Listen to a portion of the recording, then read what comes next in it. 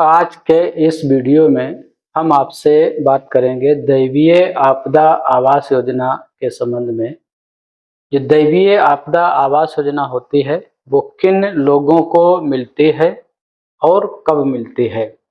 क्योंकि आपने सुना होगा कि अपने आसपास किसी व्यक्ति को दैवीय आपदा योजना के तहत आवास दिया गया है। तो ये दैवीय आपदा आवास योजना होती है वो होती क्या है, कहाँ से संचालित होती है, कितना पैसा मिलता है, कौन इसके पात्र होते हैं और कितने किस्तों में पैसा दिया जाता है। तो इस वीडियो के माध्यम से आपके बीच में हम दैवीय आपदा आवास योजना की बात करेंगे। हम देखते हैं कि अभी जो मौसम चल रहा है गर्मी का, और इसके बाद आता है बरसात का मौसम।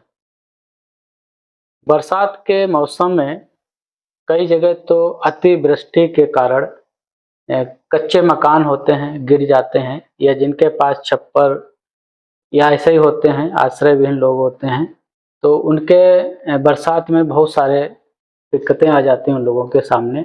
जिनका मकान गिर जाता है उनके पास और दिक्कतें आ जाती हैं।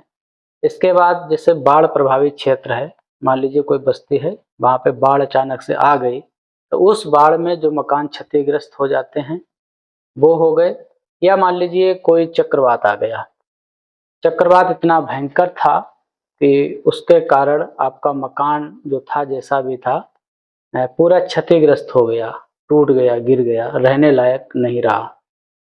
और साथ ही साथ में कोई अन्य नुकसान भी उससे अगर हो गया है, तो ये सारी बातें आती हैं दैवीय आपदा में। दैवीय आपदा का मतलब जो प्राकृतिक आपदा होती है, जिससे जान माल का नुकसान होता है, संपत्ति का नुकसान होता है, घर मकान का नुकसान होता है, तो ये दैवीय आपदा में आती हैं। चाहे आकाशीय बिजली गिरने से अगर आपका घर जल जाता है, पूरी तरीक़ा से रहने लायक नहीं रहता है, तो वो भी दैवीय आपदा में आता है।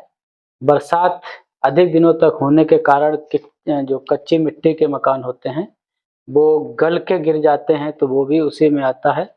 या बाढ़ के कारण कोई मकान ढह जाता है तो वो भी उसी में आता है। तो ये सारी चीज़ें दैवीय आपदा में आती हैं, और इसी क्षति के कारण जो व्यक्तियों को आवास दिया जाता है उसे दैवीय आपदा आवास के नाम से हम जानते हैं। तो हम फिलहाल बात कर रहे हैं उत्तर प्रदेश सरकार की, जो उत्तर प्रदेश मुख्यमंत्री आवास योजना ग्रामीण है, उसी का एक हिस्सा होता है दैवीय आपदा आवास योजना। अभी पिछले 3-4 महीने पहले ही दैवीय आपदा के आवास दिए गए हैं, लेकिन वो पिछले साल के आवास थे। पिछले साल जिन लोगों के मकान बरसात में गिर गए थे, तो उनको वो आवास दिए गए थे। तो ऐसी घटनाएं अगर आपके साथ होती हैं प्राकृतिक रूप से, तो सबसे पहले आप अपने ग्राम प्रधान को बताएं। अगर ग्राम प्रधान ना सुने तो जो क्षेत्रीय लेखपाल होते हैं उनसे बात करें। अगर वो भी ना सुने तो आप जो तहसील के उप जिलाधिकारी होते हैं, तहसीलदार होते हैं, तहसील में नायब तहसीलदार होते हैं, उनका नंबर लेके आप उन्हें बताएं कि ऐसा ऐसा हो गया है। तो वो क्षेत्रीय लेखपाल को भेजकर आपके नुकसान का आकलन करवाएंगे, और जो प्राथमिक सहायता धनराशि होती है 4,000 रुपये, वो आपको दी जाएगी, और उसके साथ ही साथ एक रिपोर्ट संलग्न कर भेज दी जाएगी जनपद को, जिसमें लिखा जाएगा कि फला व्यक्ति का इस आपदा में ये नुकसान हुआ है और ये व्यक्ति आवास के हेतु पात्र है, आवास दिया जाना चाहिए। तो दैवीय आपदा में जो आवास मिलते हैं, मानक वही है कि आपके पास पक्का मकान कहीं से नहीं होना चाहिए, कहीं भी कभी आपको पीछे आवास का कोई लाभ ना मिला हुआ हो, आपकी इनकम 15,000 रुपये महीने से ज़्यादा ना हो, आपके घर में खेत, जो भी मानक हैं प्रधानमंत्री आवास योजना के जो सारे मानक हैं, कई बार हमने अपने वीडियो में बताए हैं, तो वो सारे मानक लागू होते हैं। अगर ऐसी स्थिति आती है तो आपको दैवीय आपदा का आवास दिया जाएगा, और इसकी सूची जनपद को भेजी जाती है। वहाँ से पुनर्सत्यापन के लिए ग्राम पंचायत को ये सूची भेजी जाती है कि फला-फला व्यक्ति को दैवीय आपदा आवास योजना के तहत आवास दिया जाना है, इस व्यक्ति का सत्यापन कर लिया जाए। अगर वह व्यक्ति पात्र है और गांव पंचायत से, गांव पंचायत के सचिव के द्वारा जो रिपोर्ट संलग्न की जाती है, आख्या संलग्न की जाती है, अगर उसमें उस व्यक्ति को पात्र कहा जाता है, बताया जाता है, तो ऐसे लोगों को फिर आगे सत्र में पैसा मिल जाता है। जो दैवीय आपदा की धनराशि है वो भी प्रधानमंत्री आवास योजना की धनराशि के बराबर ही होती है। 1,20,000 रुपए इसमें मिलता है। 40,000 रुपए प्रथम किस्त होती है, 70,000 रुपए दूसरी किस्त होती है और 10,000 रुपए इसमें तीसरी किस्त दी जाती है। साथ ही साथ मनरेगा की मजदूरी भी इसमें दी जाती है। जो भी सारी सुविधाएं प्रधानमंत्री आवास योजना में है वो सारी दी जाती हैं, क्योंकि ये मुख्यमंत्री आवास योजना का ही हिस्सा है। लेकिन इसमें एक चीज़ है कि गवर्नमेंट चाहती है तो इसे त्वरित रूप से कार्रवाई करके बहुत जल्दी भी आवास दिला सकती है, नहीं तो एक निश्चित प्रक्रिया में सारा चलता रहता है। तो आपके साथ अगर ऐसा होता है, आपके गाँव में कहीं ऐसा होता है, कोई व्यक्ति दैवीय आपदा से प्रभावित होता है, उसका मकान क्षतिग्रस्त हो जाता है, तो उसकी सूचना तुरंत ही उप जिलाधिकारी कार्यालय अपने तहसील में दें। वहाँ से स्थानीय लेखपाल को भेजा जाएगा जाँच करने के लिए।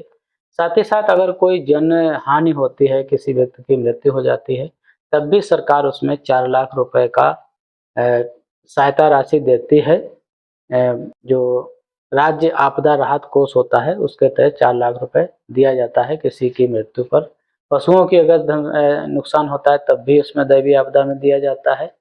तो ये सारा इस वीडियो के माध्यम से बताना ज़रूरी था, क्योंकि अभी मौसम वैसा ही आने वाला है, कहीं बिजली गिरेगी, कहीं चक्रवात आएगा, कहीं बाढ़ आ जाएगी, कहीं भयंकर रूप से पानी बरसने लगेगा।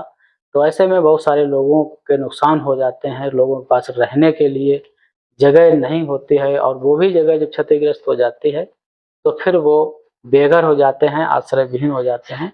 तो ऐसे लोगों को सरकार आकस्मिक रूप से सहायता देने के लिए दैवीय आपदा आवास योजना चलाती है, जिसके तहत आपको पैसा दिया जाता है। अगर इस तरह का प्रकरण आपके आसपास कहीं आए ऐसे मौसम में, तो आप अपने प्रधान को सबसे पहले सूचित करें। अगर कहीं बात ना बने तो सीधे आप तहसील को सूचित कर सकते हैं। और एक चीज़ और है, जैसे कभी-कभी नंबर नहीं मिलता है, जैसे उप जिलाधिकारी महोदय का, तो आप गूगल पे जाएँगे, अपना तहसील सर्च करेंगे और वहाँ से जो सीयूजी नंबर होता है, तहसीलदार का भी वहाँ मिल जाएगा और उप जिलाधिकारी महोदय का भी नंबर वहाँ पे मिल जाएगा। आप नंबर सर्च करके आप उनको कॉल कर सकते हैं, अपनी स्थिति बता सकते हैं। हमारे चैनल पे हमसे जुड़े रहिएगा, हमें सब्सक्राइब कर लीजिएगा, वीडियो को लोगों तक जानकारी के लिए शेयर ज़रूर करिएगा।